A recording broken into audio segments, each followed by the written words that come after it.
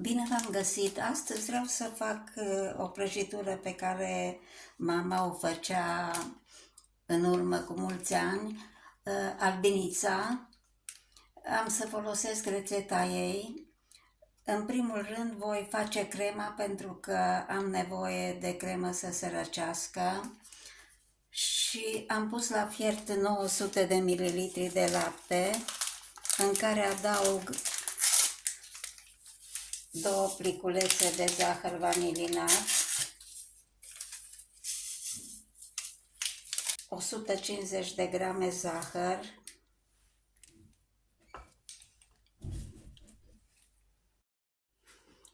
cinci grame sare și las până ajunge la punctul de fierbere. Este pe foc. Am pus o sită ca să protejez fundul cratiței și în momentul când ajunge la fierbere o să adaug în ploaie 200 de grame de griș. Laptele este aproape de fierbere. Am să folosesc o lopățică pentru că așa pot săra foarte bine fundul cratiței și nu se prinde de fund grișul. Torn în ploaie grișul, 200 de grame.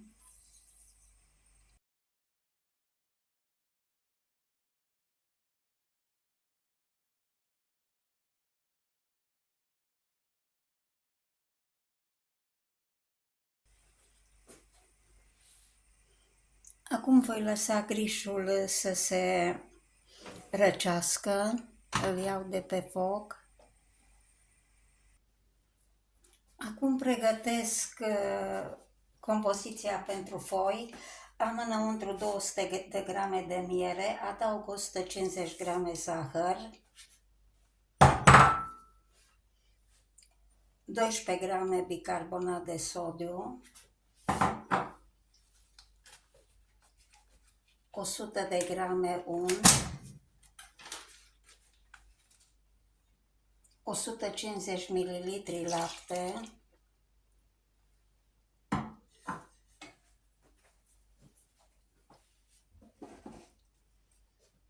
un praf de sare și amestec până când compoziția fierbe și își mărește volumul și schimbă și culoarea.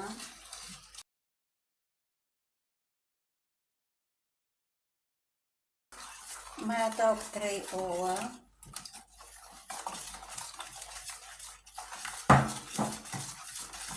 și agit.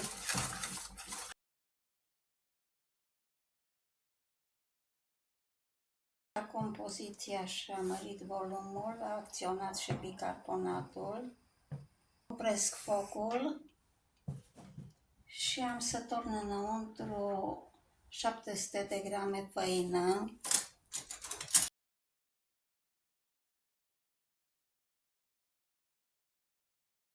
e fierbinte încă, nu pot să pun mâna pe el, aștept până se răcește puțin și o torn pe o foaie de silicon pe care am să o prelucrez.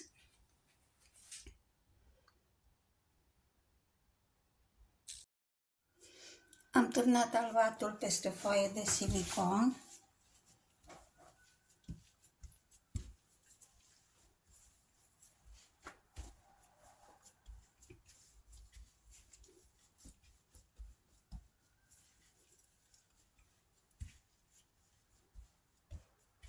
Și îl voi împărți în 4 bucăți. Voi face 4 foi de 39 pe 28 de centimetri. Una o prelucrez și celelalte 3 le acopăr ca să nu se usuce.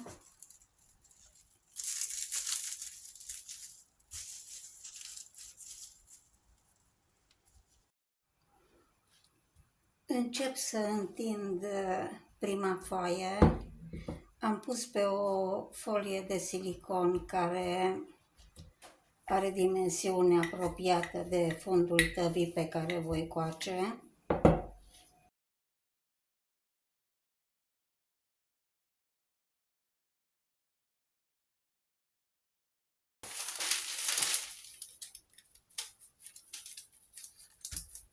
Am hârtie de copt pe care am ajustat-o în funcție de dimensiunea tăvii, 28 pe 39, și acum am pus hârtia de copt peste foaia de aluat, ridic și întorc, desprind foaia de silicon, decupez la margine,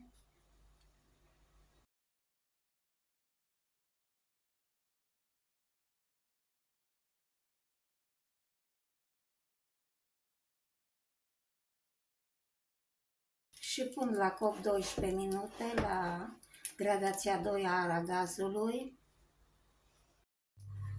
Am scos prima foaie.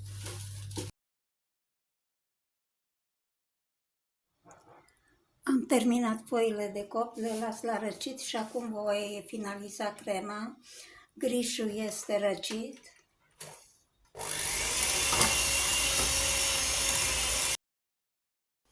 Voi pune treptat din unt și voi omogeniza cu blenderul.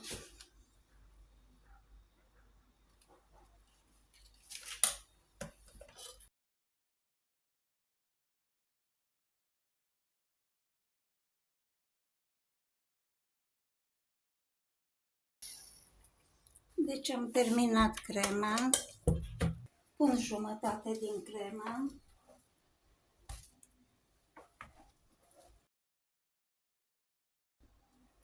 Pun foaia a doua și o presez puțin.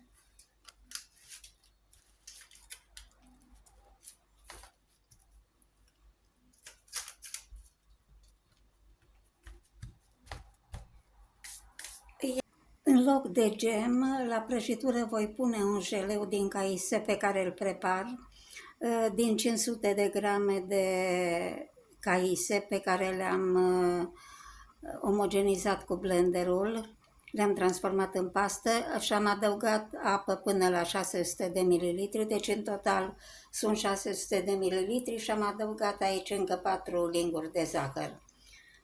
Am pus să fiarbă.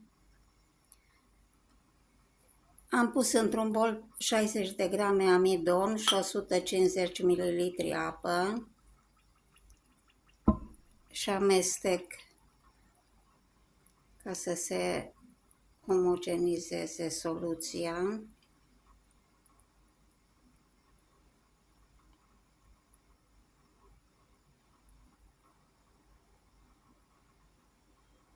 Mie îmi place mai mult așa decât cu gem sau dulceață, pentru că sau am văzut că se mai folosesc tot felul de marmelade, pentru că așa nu este la fel de dulce. Și acum adaug apa amestecată cu amidonul și amestec până când se formează jeleul.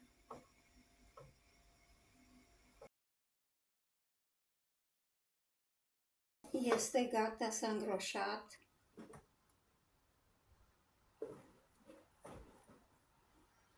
O mai las să se răcească puțin, pe la 60-70 de grade, ca să nu o pun chiar fierbinte peste foaie.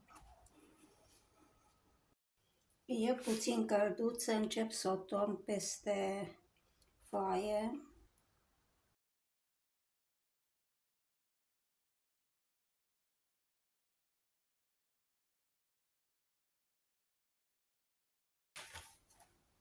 S-a răcit jeleul, pun a treia foaie peste jeleu. Acum pun crema rămasă, cealaltă jumătate.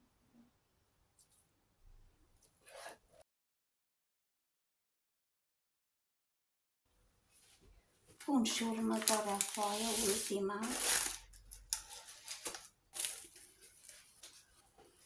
Învelesc prăjitura cu o folie alimentară.